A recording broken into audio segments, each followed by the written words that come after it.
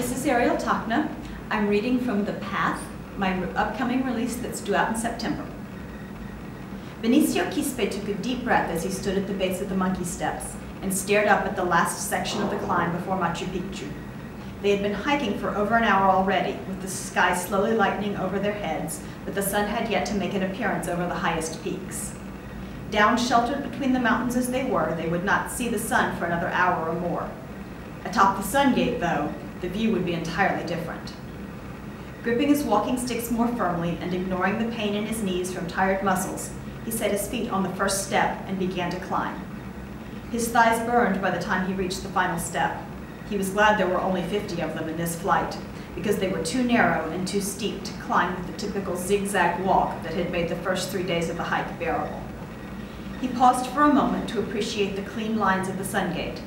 He had studied it, along with all the other Inca remains along the trail, as part of his preparation for becoming a guide, but this was the first time he had seen it in person. The sun peeked over the mountain behind him, reminding him of the time and driving him forward so he would not miss the highlight of the trip and the whole reason for the 3:30 wake-up call that morning. He stepped beneath the arch and froze, heedless of anyone on the trail behind him. Machu Picchu lay spread out in the valley before him, cloaked in shadow still, though the sun had begun its descent into the valley. All his life he had seen pictures of it, even before he started studying to be a guide. He had learned about it in school, seen pictures his friends and fellow guides had taken, but standing there and seeing it with his own eyes after 3 days of hiking stole his breath. His eyes prickled with tears as he forced his legs to work. Around him, other hikers snapped photos. His guide began to give information about the Sun Gate and Machu Picchu and the final leg of the hike. Benicio knew he should pay attention to what the other man was saying. In a few weeks, he would be the one standing there with tourists looking to him for information.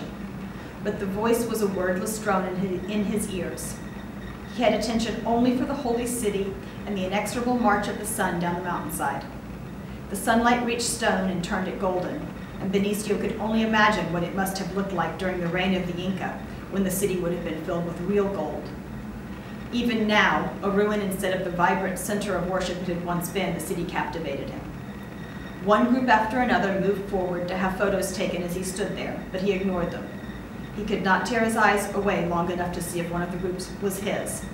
They did not matter in the face of the splendor and wonder that was Machu Picchu. Finally, his group's guide came up to him, the hand on his arm startling him out of his contemplation. "It's time to go."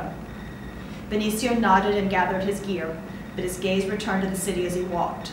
When the path curved enough that the city was lost to view and Benicio could tear his thoughts away for a moment, he made a promise. When he was a guide, he would wait for his guests to bask in the full glory of the city before dragging them away to continue the hike. They would get up earlier or linger less in storing their gear before the guided visit, but he would not spoil their communion with his words. Thank you. This has been Ariel Tachna reading from The Path.